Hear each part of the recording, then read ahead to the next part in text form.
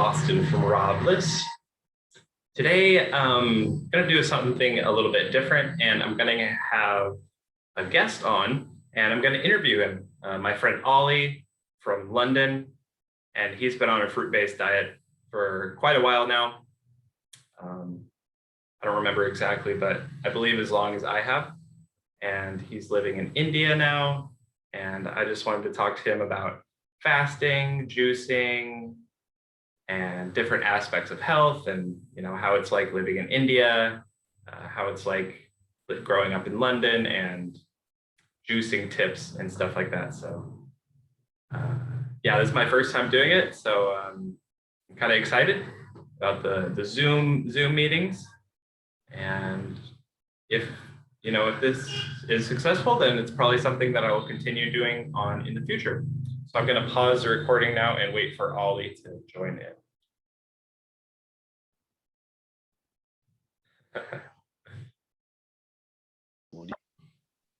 What's up? Good morning, bro. How are you, brother? Good. How about you? Yeah, super good. Beautiful morning here. Let me fix my mic. Can you see me all right, or do you need me to? It's like the sun too much behind me. Oh, you look great, man. Yeah, sweet. Thank you, brother. As do you. What are you sipping on there? I got that juice from yesterday.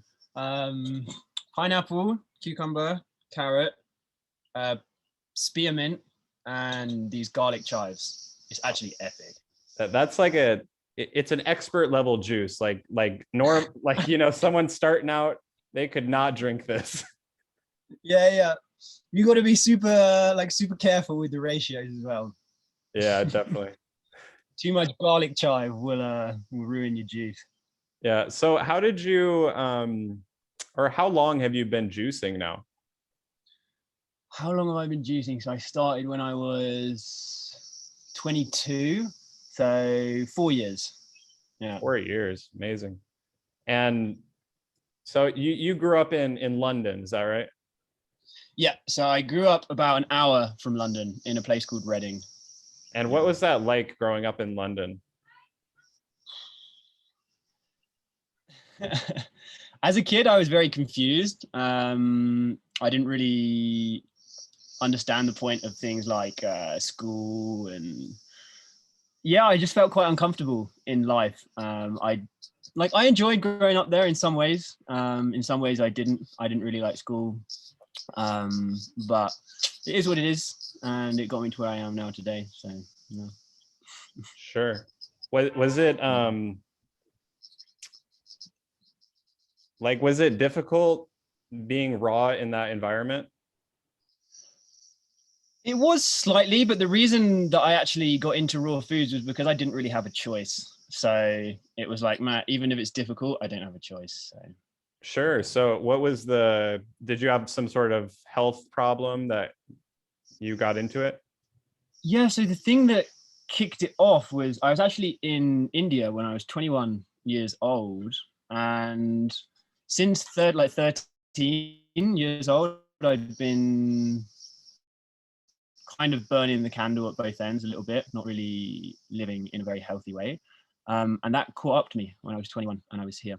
So I had done some research about fasting and raw foods and stuff, but until I was forced to do it, I wasn't willing to put in the time. And then, yeah, when my body started shutting down, basically, I couldn't digest any foods. I lost about 20 kilos in 2.5 months. I was in the hospital here in India for about 10 days. And I was like, okay, I'm just going to get a flight home. And I jumped on a flight home and was like, all right, I need a juicer. I need to just start smashing organic produce. And yeah, so I did it. So at 21, that's interesting. That's pretty much when I started taking it seriously too, is at 21. Yeah. So India kind of forced you to get into this. Yeah, exactly. Well, it was, I guess it was a blessing as well, because at the time I was like, this is the worst thing that has ever happened to me, because I was bedridden for like 2 months. Walking up and down the stairs to make juice was like the worst thing ever. Right. And my whole life I'd been so active. So I was like, I've been cursed. This is horrible. But actually now I realize it was the best thing that ever happened to me, because my health is better than ever and my life is better than ever. So what was do you know exactly what your diagnosis was at the time? No, so what happened is I went to a bunch of specialists, both here in India and in the UK. And the only thing that I was told was, in the UK, I got an ultrasound, and the sonographer, she said that my liver was like, she'd never seen someone my age with calcification in their liver like this. She said it's usually someone who's like 50 years old. But other than that, there was like no actual diagnosis. So the symptoms I was experiencing when I was in India was I would vomit. Like if I would eat food, sometimes I would vomit it back up if it was like complicated meals. My digestion was also very slow. I started losing consciousness like randomly throughout the day. So I'd just pass out, which was horrible. And I was having these heart palpitations, which was really, really scary. At the time, I didn't know what on earth was going on. I feel something in my chest and I'd be like, oh my gosh, my heart just like skipped a beat. And then, so I'd keep going to the hospital and they would give me saline solution through IV. And that would help, like it would stop me like losing consciousness and having the heart palpitations only while I was there. And then when I would go home, it would happen again like the next day. And then I would go back to the hospital, they'd give me an IV, and we carried this on for like 4 or 5 days. And I thought, this is not sustainable. This is not working to begin with. And then it got worse and worse and worse. Ended up in a hospital. I went to a private hospital, and they still didn't know what on earth to do. Like everyone was just trying to give me antibiotics. And at the start, I took some antibiotics. And I was like, look, guys, no more antibiotics. They're definitely not working. And I also took antibiotics for about a year when I first went traveling, because one of the antibiotics, or one of the anti-malarials, is called doxycycline, and it's an antibiotic. And one of the side effects was it actually gave me really nice skin. So when I was like 19, 20 years old, I didn't know anything. I didn't know that antibiotics were bad. I was just like, cool, these pills, like they stop me getting malaria and they give me nice skin. So epic. And I just I just taking them like without knowing what was going on. Wow. So it sounds like it was a lot more than just the liver problem that was going on. Oh, it was systemic, bro. Like my whole body was backed up, like literally head to toe. And like I said, I couldn't digest. Something was wrong with the balance of my blood, so the endocrine system wasn't working. Like, yeah. And what were you eating? Like, what were you eating at the time when you first went to India? So I was already vegan at this point, and I was eating like whole foods, plant-based diet. But then stuff like here in India as well, there were things that I were eating that wasn't so good. So stuff like samosa, which is deep fried, which is like white flour that's been deep fried, is a disaster. Right. But it's still all plant-based when you were in India, right? Yeah, exactly. Gotcha. But like a lot, like I was focused on healthy foods. That were what I thought was with healthy foods, but I didn't know anything about food combinations, which I think is the biggest problem for people today in terms of their digestion. Is so many things could be fixed with proper food combining. Yeah, definitely. So let's go back a little bit. How did you first get into veganism, or how did you hear about that? So veganism, I think it was those documentaries I watched on Netflix. I can't remember the name of it. It's a really, really brutal documentary about like slaughterhouses and stuff like that. Okay. I don't remember the name, but I watched it. It might be Earthlings. Earthlings, yeah, that one's brutal. Yeah. And I watched it and I remember just being in tears and I was like, oh my God, what have I done? I can't do this anymore. Like I was vegetarian before I went vegan, because when I was traveling when I was 19 and I had never seen like animals be killed for food before. And I remember when I was in Thailand, I saw a lady cut off a chicken's head and I was like, no way could I ever do that. Like, there's no way I want to cut off a chicken's head. So I've got to stop eating like chicken, and anything that I can't kill, like I've got to stop. And then yeah, watching this Earthlings was like the push I needed to get rid of like eggs and dairy. Cool. Yeah, it's interesting how in the Western world, this isn't really like in people's faces. They don't see like slaughter of animals, but when you come to Asia, it's literally like fresh until you're ready to eat. Yeah. Here you go. Yeah. Yeah, it's brutal. Very out in the open. Okay. So you went vegan when you were 21. Yeah, 21. And you were traveling at 19 to Thailand? That's amazing. How did you, like, why were you in Thailand at 19? I'm just curious. So I finished school at 18, and high school, right?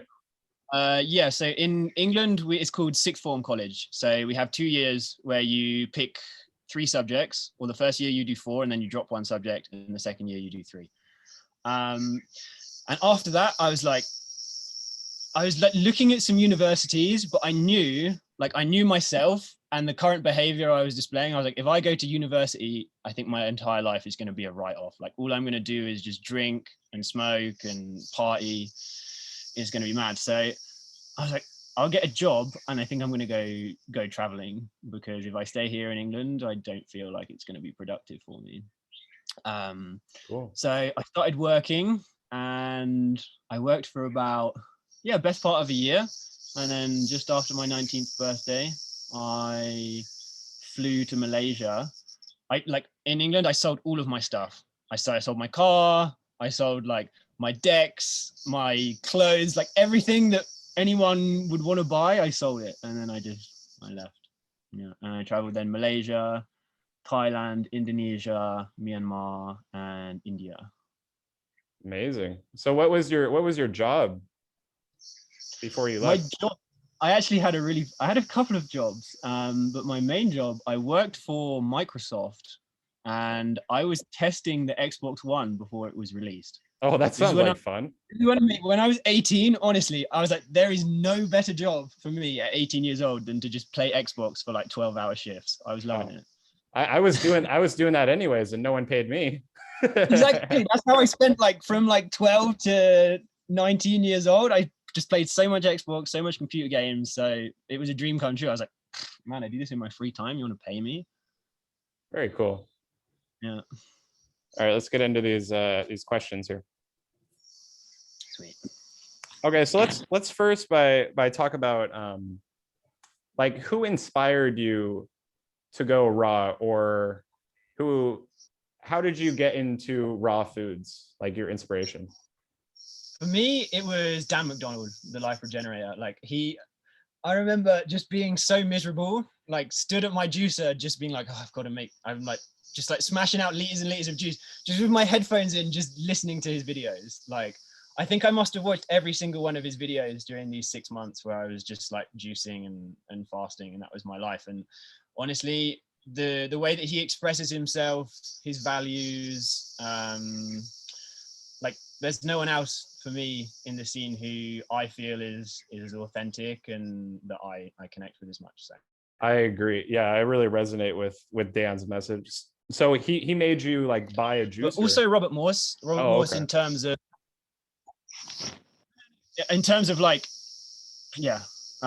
Anyway, Robert Morse was the one who I guess gave me the information I needed to free myself a little bit more in terms of understanding how the body works, the lymphatic system, and then which herbs to use for certain organs, certain glands. And then, yeah, like I think Robert Morse has a little more practical information in some senses, although I don't necessarily agree with everything he says. Whereas I think Dan is a little bit more lighthearted, and he does drop really, really good information in his videos. But for me, I found listening to him to like uplift me more. For sure. Yeah, I'm gonna be honest. I I haven't looked into Dr. Morse much until recently, because his content is such long form, and it just doesn't seem, I don't know, it wasn't very attractive to me, but he seems to be very into the spiritual aspect of the raw foods. Yeah. So that's interesting. Is there anyone else that inspired you? Obviously John Rose. In terms of people for solutions to the planet, I think he's the one who's got it. I don't see like the way that Dr. Morse shares, and some of the I think that he's a little bit too aggressive in terms of like, yeah, fruits, 60-day grape fast. Like, I think that this is a terrible idea for most people, actually, to start with. So, but yeah, John Rose, he's put a lot of time and a lot of his own energy into experimenting on what he teaches, what he practices, what he preaches. So very scientific. Exactly. Very, very scientific, very calculated. He notes everything down. Like, he's got all of these spreadsheets, and I really, really like that. I respect the way that he does things, and he's very serious as well in the way that he knows that this thing that he shares, this solid food vacation, the extended juice fast, he knows that when done properly, it is really, really life-changing experience. And yeah, if even like 10% of the world were to do that, we'd be living in a crazy, crazy different place. Yeah, no one would have any diseases or. Exactly. And even if only 10% of the people did it, like, you'd have 10% of the population who are ridiculously healthy, and the rest of the 90% would be like, oh man, I've really got to get myself to that level. Yeah, definitely. I was going to ask you about supplements. Do you take any supplements? At the moment, I'm taking B12 and kelp powder. So obviously B12 can be produced in our gut by bacteria. A little hard to know if that's happening. So I take B12 like once or twice a week in liquid form. So it's literally just B12, methylcobalamin, and distilled water. So methyl, that's the naturally occurring one, right? Yeah. Okay. And have you had like a blood test done? No, not for ages. Right. Yeah, I figure, like, I take the B12 and, like you said, kelp, like that's for iodine, right? Yes. So I've from what I understand, if you have extra B12 in the body, it just comes out through your urine. Yeah. So I don't think there's anything harmful from taking a supplement. I think it's better safe than sorry, right? I also think so too. And I tend to go off how my body feels. Like, when I put the B12 liquid in my mouth, there's no negative reaction. My body doesn't reject it or anything, compared to something like, for example, I tried taking some zinc powder to see, like, when I was on my juice fast, I was like, okay, zinc is something that is a little more difficult to get whilst on a juice fast. So I experimented supplementing with it. But when it was in my mouth, like, I put the powder on my tongue, and I was like, this is disgusting. I took it. I was like, okay, I'll take it for a week or two and see if I notice any difference. And I didn't feel any different. And I was like, okay, this one, yeah. Interesting. This one I'll drop. Yeah. So it sounds like we're on the same page about the B12 and iodine, I think, are the most important things, for sure. And I noticed you tend to eat a little more vegetables than the typical, most people on a raw food diet, they don't eat as much vegetables as you do. And do you think that's essential in this lifestyle? I think that everyone should eat some raw vegetable matter. Depending on one's digestive system, it can be better to either juice it or eat it, depending on what you're trying to do and the strength of your stomach acid, how well you're producing pancreatic enzymes and stuff like that. But for me, yeah, like vegetables, raw vegetables and sprouts and microgreens in particular are an essential part of my diet. If I'm just eating fruit, then I also start to get cravings for other things. I start to crave greens, I start to crave sprouts. I'm like, man, if my body is asking me for these things. These are not unhealthy things. Yeah. My body is going to get them, like, as simple as that. So yeah. Yeah, I think that's really, really important. Like after you clean the body out to a certain extent, we get cravings for healthy foods. Yeah. You know, people are not used to this, but rather than just, like you said, going on a 40-day great fast, you're going to get cravings for everything because you're depriving your body of so much. Yeah. Well, yeah. I wanted to, oh yeah, go ahead. Tell me. No, tell me. I wanted to ask you actually about the gut microbiome, because like we were talking about these simple diets, the grape islands or just eating melons. I don't like, personally, I don't think it's healthy long term, but I wanted to know what your perspective is on like eating a variety of foods to have a healthy gut. Yeah. I think for me personally, what I experience and my feeling is that we do need to eat a wide variety of plant foods if we want a healthy microbiome, and ideally predominantly raw. Right. But I think in the beginning, when like most people who are eating a kind of standard diet, their microbiome is a mess. And rather than introducing all of these new plant foods, which you're not going to have the bacteria to break down, absorb, and assimilate properly, what my feeling was and my experience was to flush all of that bad bacteria out and try and kind of start with a bit of a clean slate.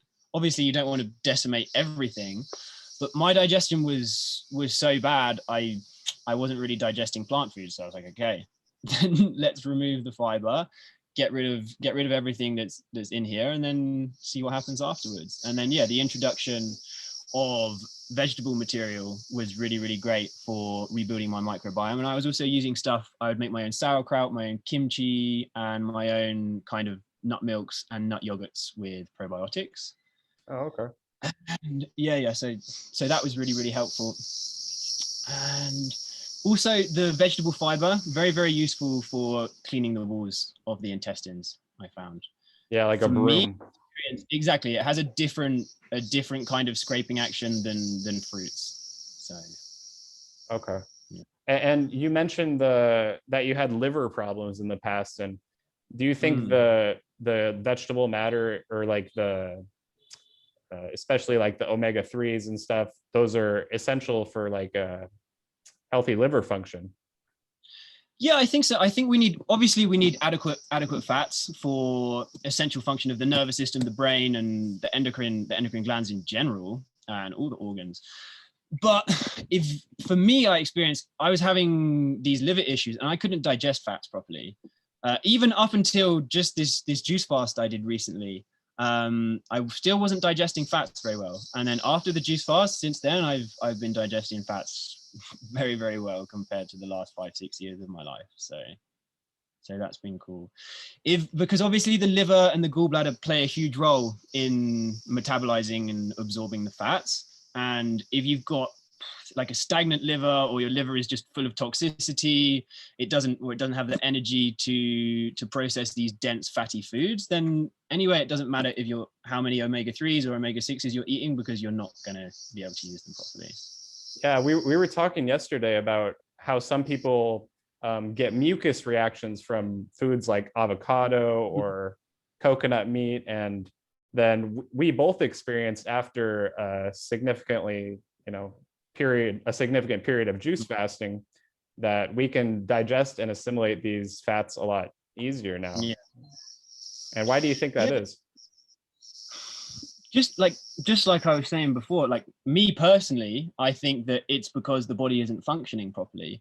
And if the body is not able to absorb and use something properly, then it's going to become a problem in your digestive system. And your body is going to label that fat or whatever it is that's going through your system as a problem. And when your body has a reaction to a food or anything that's inside of it like that, then it will create mucus or send white blood cells to go and investigate and hopefully try and make it or mitigate the damage from whatever's been eaten, absorbed, whatever it is. Yeah. Amazing. Yeah. So a lot of people talk about like an 80-10-10 diet, or like a 90-5-5, or 15% fat, 20% fat. What have you found over your 5 years, right? You've been into the raw food. I'd say like properly about 4 years. Like 5 years, I was getting into it for a year and like saying goodbye to some of the foods I liked and that kind of thing. But sure. yeah. So how much fat do you incorporate in your diet now, roughly? Yeah, I would say throughout the year, I probably am at around 15%, maybe 16, something like 15, 16, 17%. I tend to find that I do better with a bit more fat. I find that it helps my nervous system, it helps my brain function. And particularly in this world, fat, because obviously our lymphatic system is lipid based. When we're exposed to all the toxicity, all the chemicals, all of the radiation that we are in the world today, I think that maybe it is very possible that we need or we require more fat as a buffer from this toxicity exposed to. That's funny. I was just watching a Dan McDonald video. He was talking about how like the avocados, he would eat them like when he goes on the airport, and it would really calm the nerves down. Yeah. That's avocado is like if I want to chill my nervous system out, I'm just like grab a spoon and avocado and just I think that's so important, because people who are very strict with this no fat, no overt fat, and they're living in a toxic environment, like you said, in the cities, and with all the the radiation and whatnot, their nervous systems are completely shot. So the adrenal glands are like so stimulated, and they're not getting like you can't really rest when you're in a state like that. Well, it makes you that level as well, like just eating raw foods and particularly fruits. You're living in a city, you're so sensitive, your nervous system is going to be shot like that. I know, even experiencing in England, I wasn't living in a city, but just being on raw and mostly fruits, I was like, I was feeling so sensitive, and I could feel my nervous system. I would feel anxiety sometimes, or stress, and I was like, man, this is a lot. So the environment also plays a big part in that, I think. Absolutely. I wanted to ask you, for people who are living in a place like London, and they want to eat like, as healthy as possible, what is some advice you could give them? Well, shop in bulk.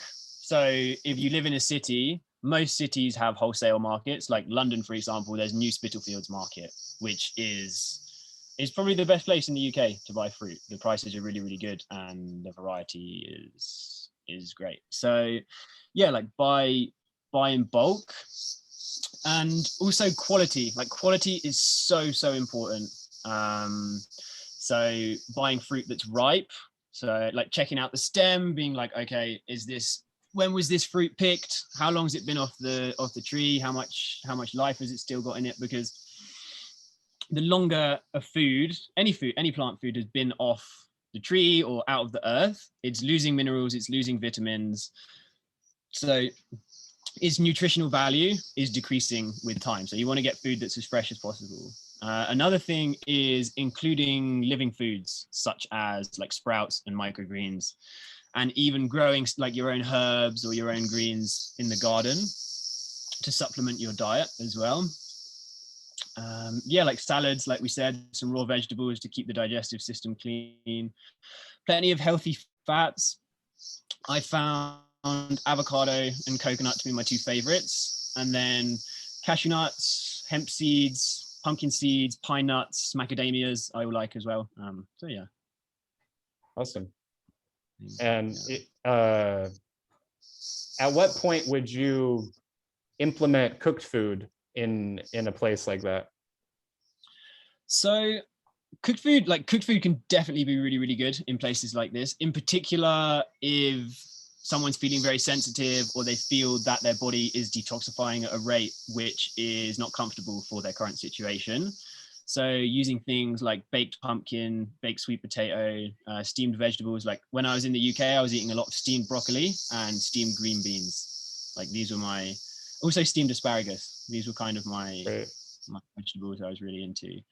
And also when it's cold, like don't be afraid to make something like a soup, like a vegetable soup, because actually I've noticed as well, like these simple lower fat cooked meals with these more mucusless foods are easier for the body to digest and less obstructive than something like a meal really heavy in nuts or seeds. Yeah, like a raw gourmet lasagna or something. Exactly. Yeah. Okay, cool. Let's see. Favorite fruit? Pineapple. Oh, I was gonna say, can I see your teeth? Have your teeth fallen out yet from all the pineapple juice? Yeah, they're pulling out right now. Even I'll tell you something about my teeth. So these front two teeth, my front two teeth, when I was, how old was I? I was in Australia.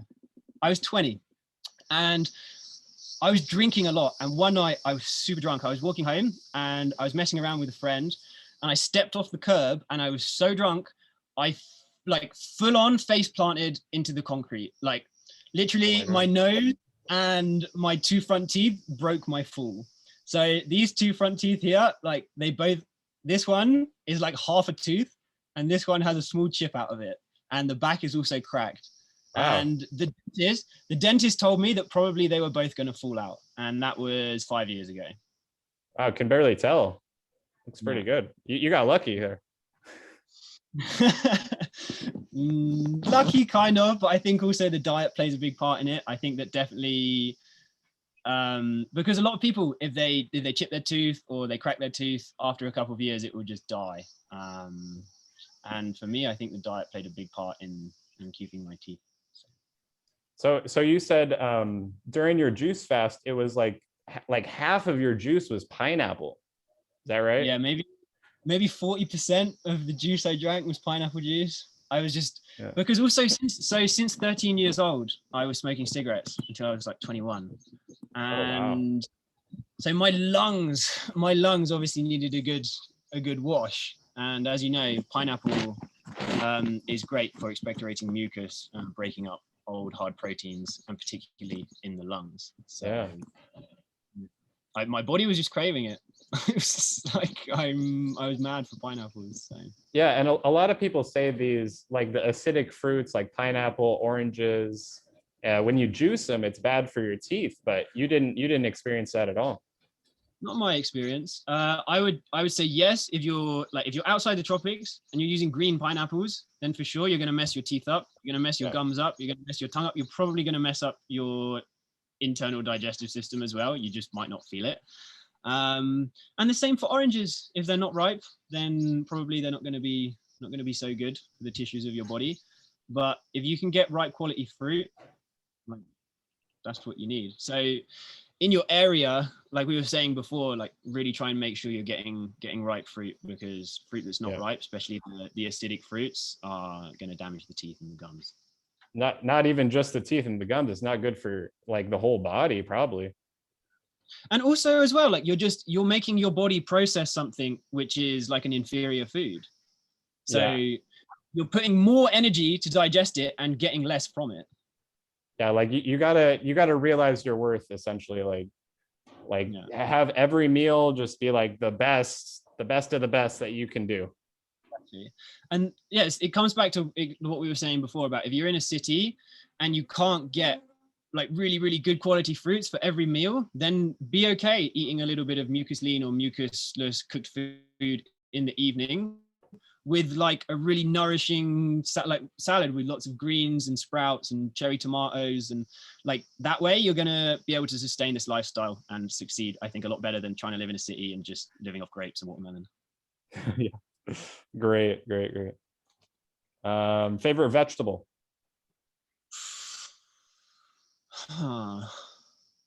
Good question. Very good question. You know, for a while it was cabbage. You know, I told you when I was hitchhiking around Kerala, and I couldn't get any. I was struggling to get good fruits. I had a thing with the papaya. I was eating papaya cut in half with just cabbage and lime, which was a very strange one. But I think now my favorite veggie, probably carrots. I really like raw carrots. I like them grated in my salad. I like them juiced. But cooked vegetables, I would say parsnip. I really love baked parsnip. But I haven't had it in a Have you tried it raw? No, I haven't tried it raw. Oh, okay. I'm not sure. It's quite starchy. I'm not sure I'd want to eat it raw. I think I'd rather eat it cooked. True. Any fruits and vegetables that we should not eat on a raw food diet? Besides unripe fruit. I think it depends on what you're trying to do. There's stuff like if you're trying to, for example, if you're trying to work with your addictions, probably best to drop things like onion and garlic for a while. Like I know for me, those things are quite stimulating. They stimulate my mind a lot. And I noticed that I just like my mind is more active. My mind wants more stuff. So it does. Onion and garlic, I can look at that easier. Yeah. Yeah, they are kind of addictive, aren't they? Even some fruits can be stimulating, don't you think? I think so. I would say chilies. Oh, that's true. Yeah, chilies. Durian for me, I don't. Yeah, I've only eaten durian once in my life, and it was like I would say it was kind of average, even like bordering on subpar. So I can't speak on durian, unfortunately. Yeah. Let's see. What is the healthiest or like the easiest to digest cooked food, you'd say? For me, I'd say like steamed vegetables. So like steamed broccoli, steamed asparagus, steamed green beans, even stuff like steamed cabbage. And then moving on to things like kind of like sweet potato, pumpkin, squash. And I actually personally myself, I find chickpeas to digest really, really well in a salad. I eat them in a salad, simple combination, and I find that digests really well for me as well. So okay, cool. What about things like quinoa or like sprouted grains? Quinoa for me, I never seem to have digested it well. I find millet to be like much more digestible. And then other grains, stuff like spelt, teff, even rye can be good for transitioning like off of wheat, because I don't think wheat is so good for us. Like when you're coming from a standard diet and you still want to eat your pasta, then yeah, get something instead of wheat pasta. Yeah, so, like that. That's interesting. Yeah, I remember when I like tried cutting out gluten, we would get these pastas made from black bean or like lentils, and they were so good. I was like, I don't even need this wheat crap anymore. I was eating those in Australia actually when I first got there because I saw how high in protein they were. Yeah, and I was like, yeah, super high protein vegan foods. Yeah, that's it's cool to have your perspective because I haven't experimented much with the cooked food since going raw. And I guess I wanted to ask, at what point did you start implementing the cooked food again? After did you go raw for a long period? Yeah, so what I did is the first year I did 1 year. I was like, okay, I'm going to do 1 year fully raw, and I did it. And then I was like, okay, because even during that year, I was feeling like I wasn't at some point, like I wasn't grounded. Sometimes I wasn't feeling fully nourished. And that would lead me, like draw me to the nuts and seeds, which I knew from experience didn't make me feel good, right? Particularly large amounts. So after this year was up, I was like, okay, let me experiment with some of these high carbohydrate cooked foods to see if like these kind of cravings go away and it helps my body to come back to some kind of balance. And it did actually. I was using sweet potato, pumpkin, and chickpeas, and then like I said, like the steamed green beans, the steamed broccoli, and the steamed asparagus.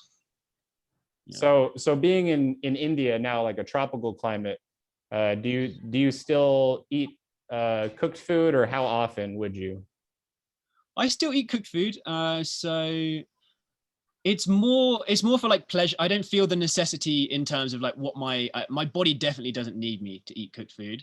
I Sure. eat cooked food for like enjoyment, like connection. So social occasions, and my friends have made something, and I'm like, oh, I kind of want to try that. Hmm.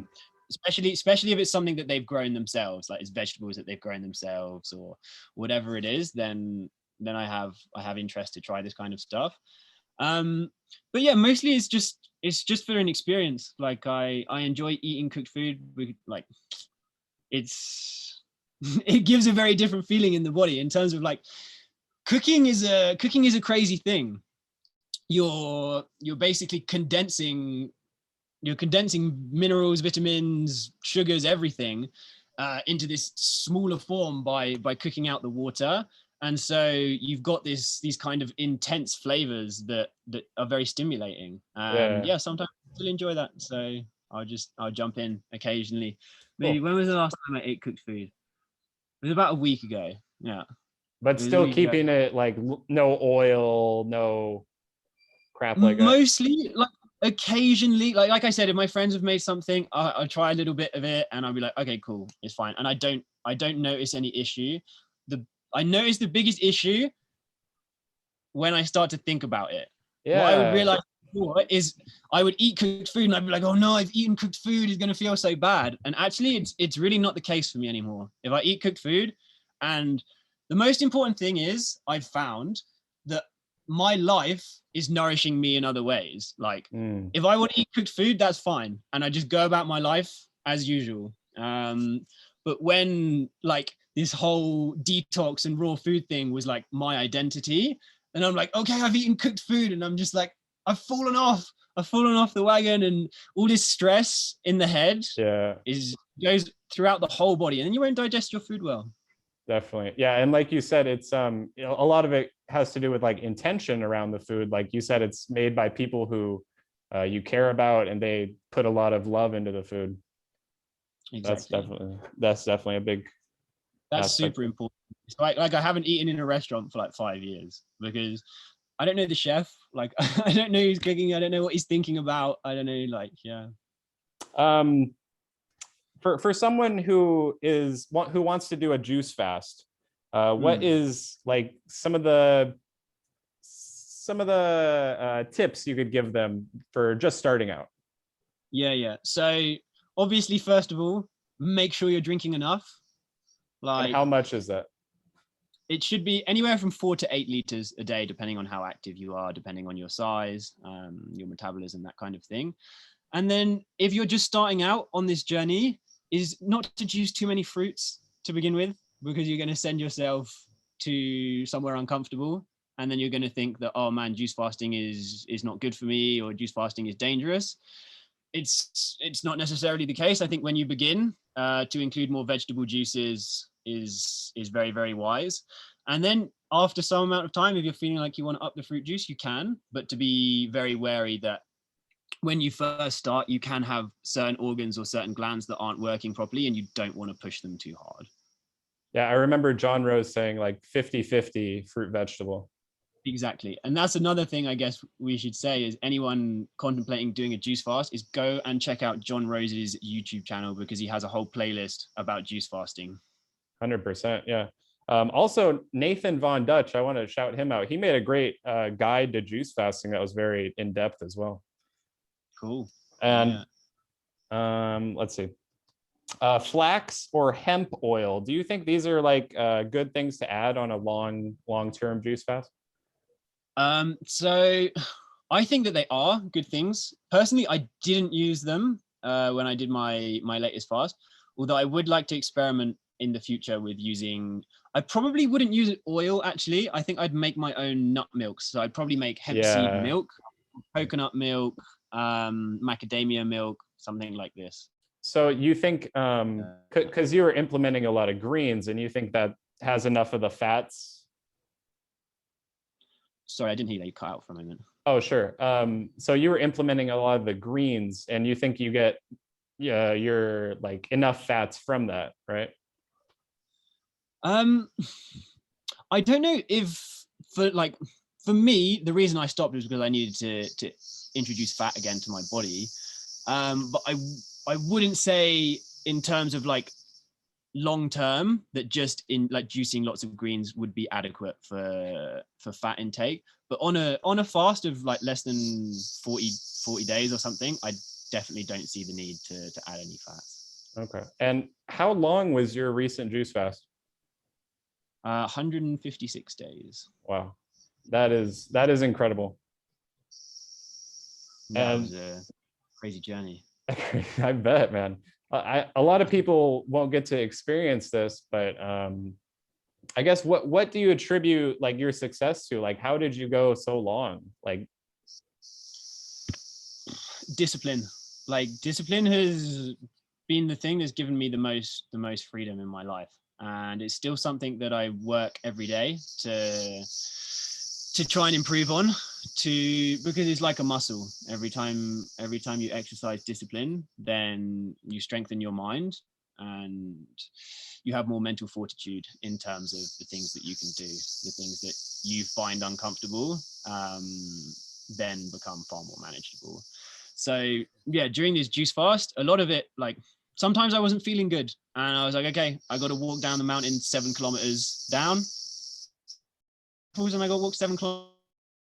And I knew as well at any moment, I was like, look, if you want to make it stop, you know how to make it stop. You just start to refeed slowly. But I'd been experiencing before the juice fast with my health, I'd been getting a lot of infections because I was living in nature. I was living off grid, and there were like a lot of leeches, a lot of things biting me. And I was like, my feet were always wet. I was always walking around barefoot. So all of these on my feet were just getting infected all of the time. And I was like, man, my lymphatic system is a bit of a mess. Like, I really need to sort this out.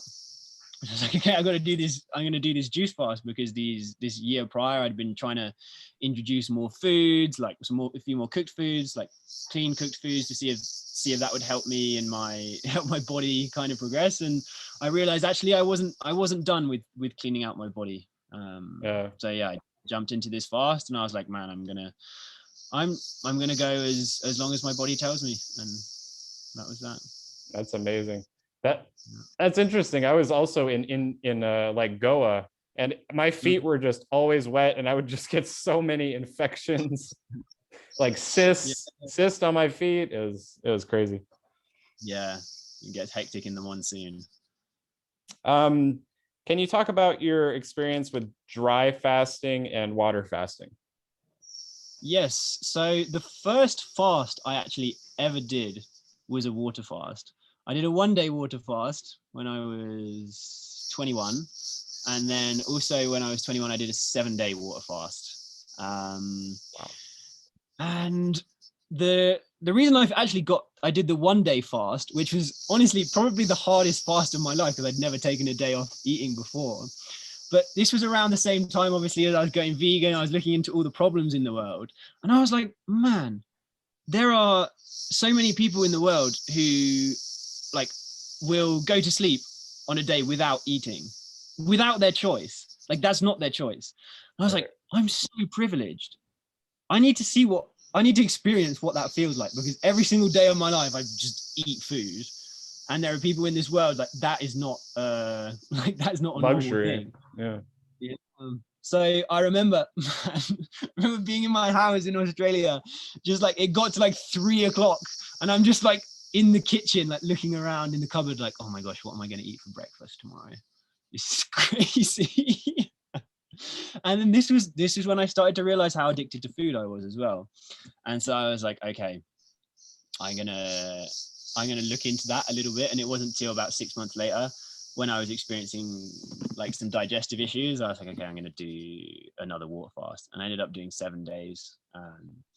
And I found it very difficult. I didn't really have the tools to cope. I spent the whole 7 days fantasizing about food, thinking about like, literally, I was like, okay, my life purpose is to be a vegan chef, and I need to just make the most amazing food for everyone. And I was like, I had this little book. I was like writing down recipes to distract myself. It was hilarious. And then what I had to realize is like, yeah, when if you're someone who really has a strong addiction to food like this, then doing a 7-day water fast is not a good idea.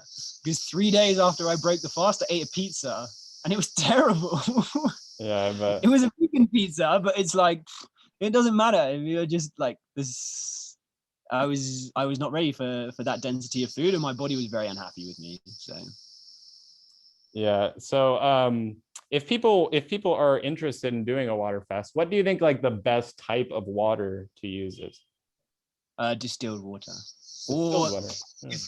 or if you have access to a spring that's like has low TDS water, then also to do that. But honestly, our water supply, like we said, people who are living in cities, your water supply is a disaster. Right. You can't drink straight from the tap. You don't want stuff like, really for me, I want distilled water because I want pure water, especially when I'm in places like that. It's like, okay, if I have a reverse osmosis machine or something, is going to take out some stuff, but there's still heaps left in there. But when you have distilled water, you check the TDS and 0 or like 1 part per million. So so do you still drink much water like outside of fasting? yes, so here I'm drinking quite a lot of water, and also herbal tea as well. Like when I'm somewhere that has really good quality water, then I will drink. When, like, for example, I was just in Goa, I was still drinking water, but I had to drink water from plastic bottles, and Right. I'm like not excited about that at all. So I try and get more hydration from coconut water and fruits. But here, my body has really been asking for this water because it is very good quality. And I've also found, this is one thing that actually I would like to share, is in this detox movement, people say you don't need to drink water. But man, I will tell you, that literally almost killed me. I did a 2-week grape juice fast on just freshly pressed grape juice and lemons. And this was like right at the beginning of my journey.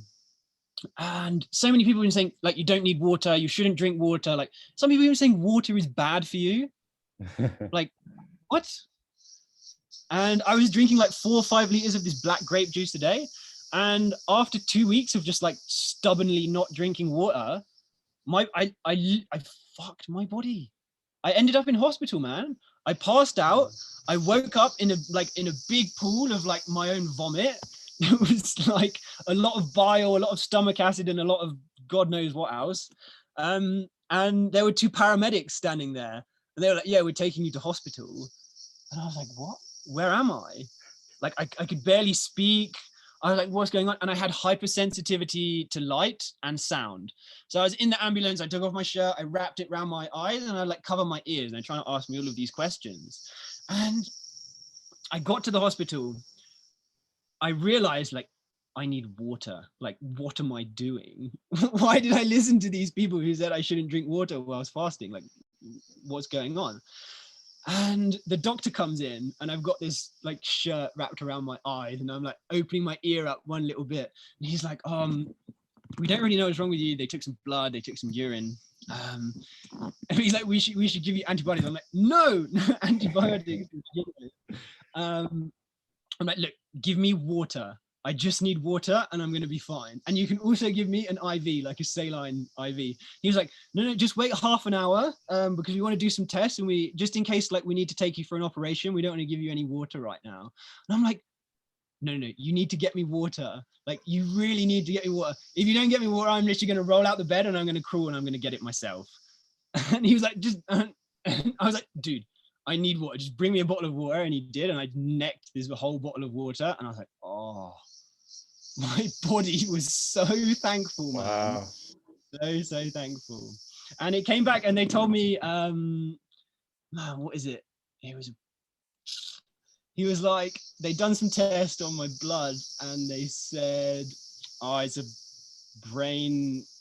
an infection of the brain. I can't remember the name, but basically they told me, they were like, yeah, you have this brain infection. And if you don't take these antibiotics, you're going to die. And I was like, no, man. I've just been drinking grape juice for 2 weeks. I took it a little bit too far. Just give me the IV solution and like tomorrow I'll go home. And then I woke up the next day, I called my mom and I was like, Mom, can you please bring me some coconut water? Like, I've never craved coconut water like this in my life. And so yeah, I headed home. She got me some coconut water, and then I was kind of good again. But man, like I was really close to dying in that situation. Wow. Like my blood pressure was down ridiculously low. My heart rate was down to like 30. I couldn't even think. I barely could even form words and like sentences. It was intense. So yeah, everyone drink your water. Definitely. Even if you have, but what if you have like access to like coconuts? I still don't find that coconuts can do the same thing as water does in my body. Interesting. Water just being so pure. For example, what I found when I was juicing intense fruits, I would cut, say, for like a 1 liter jar, I would do like 100 or 200 mils of distilled water, and then like say 800 mils of grape juice. Right. And I found this not to give me the same kind of acidic feeling in my body. And kind of what I inferred from my body is that when you're taking on these like really strong acids in terms of fruits, that's gonna flush out your lymphatic system, clean your organs and stuff, you need a safe medium. Your body needs a safe medium to kind of flush that stuff out. And what I found is water is the best for that. So yeah, it's very astringent. Like it's one of the most astringent things. Okay, let's move on.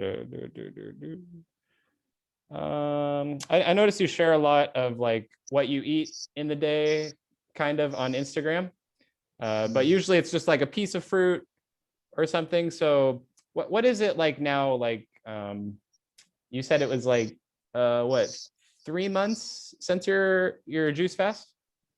How long was it? Yeah, something like 3 months, a little bit under. So yeah. what are you eating now? What's like a typical day? So the reason that I've been posting smaller like portions of fruit is actually because I've been eating smaller portions more often throughout the day. I've just like grazing. Exactly. I've been like snacking on like a bowl of pineapple, or have like a few chiku or like a couple of mangoes or something, because I found that my energy is much higher like that. I'm walking a lot here. Like I don't like these kind of energy dips from eating large amounts of food. Like I find if I eat a big meal, then I'm like, I don't feel active afterwards. Right. And I don't like that feeling. So just kind of eating small amounts throughout the day, I found to be a lot better in terms of just my body at the moment. For like my adrenals, for my endocrine system, it seems to be supporting me a bit better. Yeah, I think I find that too. Like with the adrenals, it doesn't stimulate as much with the light meals.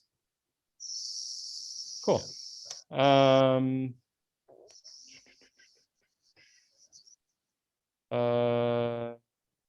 Yoga. You practice yoga quite a bit. Is that right?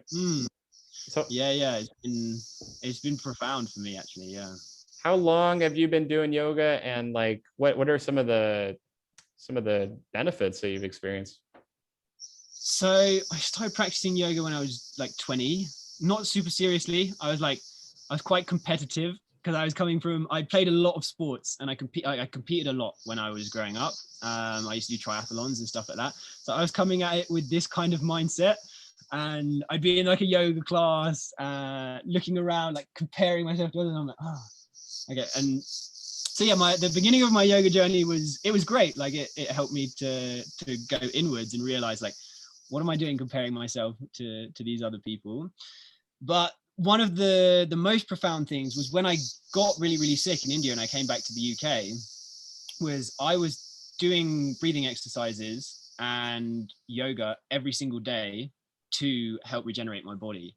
So I studied the meridian lines in both Ayurvedic medicine and Chinese medicine, and figured out or researched which stretches would bring energy to certain organs in my body.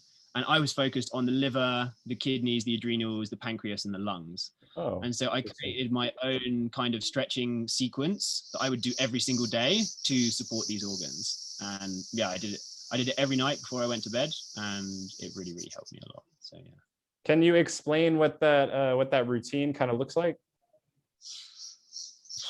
Not really. So it's I would practice yin. At this point, I didn't have the kind of muscular strength to do a heavier style, kind of like Ashtanga.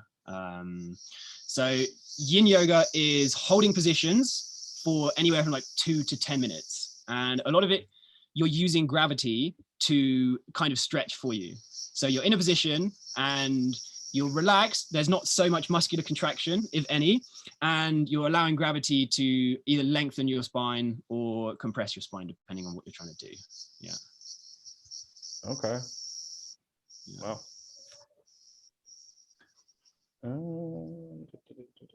Okay, let's just do some rapid fire questions. Okay, go, hit me. Okay. Favorite smell? I say Nag Champa. What is that? Nag Champa is so it's, have you ever, like, you were in India, obviously. It's the most common incense that gets burnt in kind of temples. Oh, okay, yeah. Yeah. Okay. Favorite, oh, I already said that. Fork or spoon? Spoon. Yes. Left or right? Right. Dancing or singing? Dancing. Sour or spicy? Spicy. Garlic or onion? Onion. River or ocean? River. Okay. And what do you believe is the most optimal diet for the human species? The human species of today, well, Right.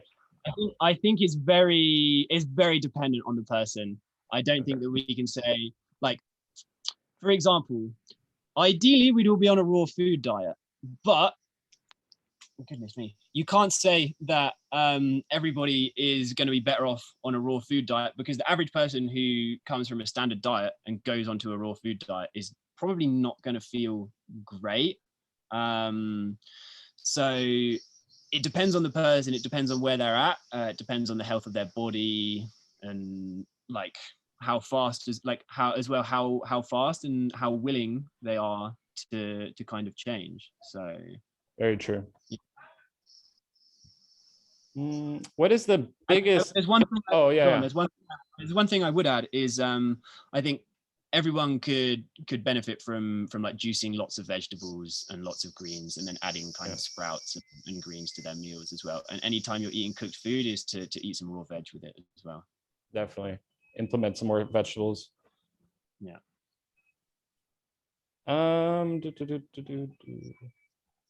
How important, or how like under, like people don't really talk about this. How important is flexibility? For me, so, like, one of the most important things about my physical body is like flexibility and joint mobility. Yeah. Because without these things, I used to get injured quite a lot. I would find, like, even stuff like rolling my ankle. Like 5 years ago, if I would roll my ankle, would be limping for 2 days.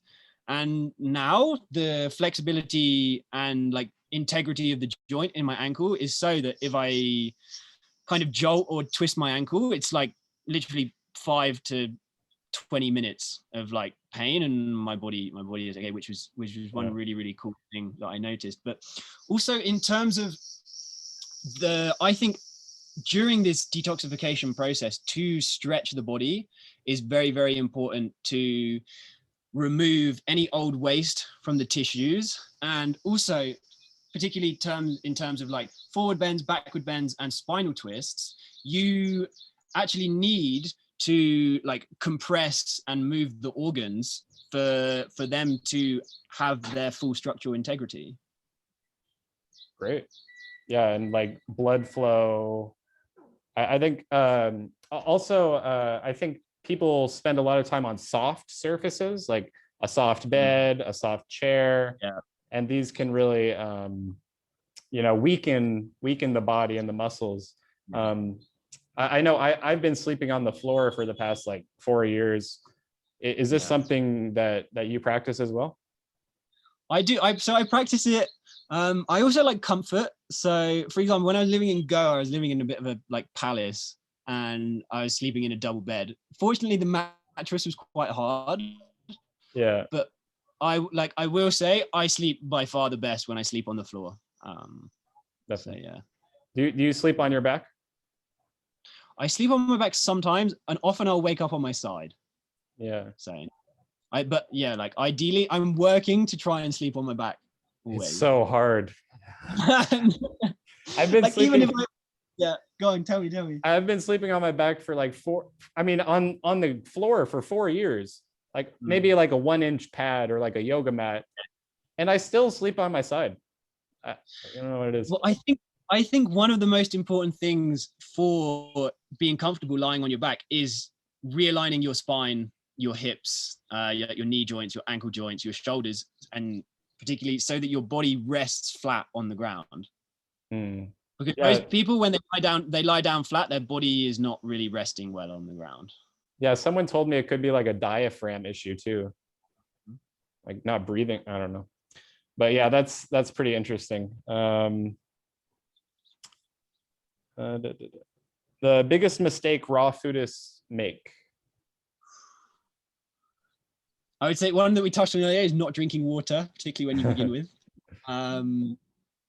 What else? Not eating enough, I think, is a big one. Yeah. And not eating a wide variety of things. Being very like idealistic and non-realistic when it comes to like nutrifying the body in terms of like, oh, okay, I've just come off this standard diet. Now I'm just gonna eat fruits. Like your body is not adjusted to absorbing that kind of nutrition. When you do that for a long period of time, you're gonna deplete yourself heavily. Okay. Dr. Morse says 40 days on citrus. Okay, I'm going straight standard American right into the citrus, ready to go. Yeah, for me, I'd be like, no, if you're gonna do a juice fast, man, do it on green juice and vegetable juice if you're coming off standard diet. Lots of coconut 100%. water. Yeah, green juice and coconut water. That's like blood, like pure blood fuel. It's amazing. Have you contacted Guinness about your pineapple consumption? Guinness. You know the world records. Oh, Guinness. I thought you meant Guinness as in the alcohol company. I was like, I don't know. What kind of record would it, honestly though, I'm telling you, like during the juice fast, I worked it out and I must have juiced over 1/2 ton of pineapples. Oh my God. That's like 1,000 pounds, right? Yeah. My goodness. What is the meaning of life? Meaning of life. I really don't know. For me, at the moment, it's to enjoy myself, to help other people enjoy themselves, and to just kind of alleviate the stress, the suffering, the anxiety on this planet, and like not to really be a burden on nature. I like that a lot. That's a good answer. How long do you think humans could live if everyone practiced like health protocols, relaxation, movement of the body, clean air, stuff like that? So are we talking about if everyone switched today with our current bodies, or like what is our full potential? Like our full potential. Like if say today we all switched, we all went raw, we all started juicing, we started eating really, really good quality organic like foods. Someone like 7 or 10 generations from now, I reckon that they could live 150, 200 years easily. 150 to 200 years, yeah. Oh, you're kidding me. Oh, uh-oh. I can pause it. Are you with me? I don't know what happened. I can hear you, but I can't see you. Okay, I'm going to pause for a second.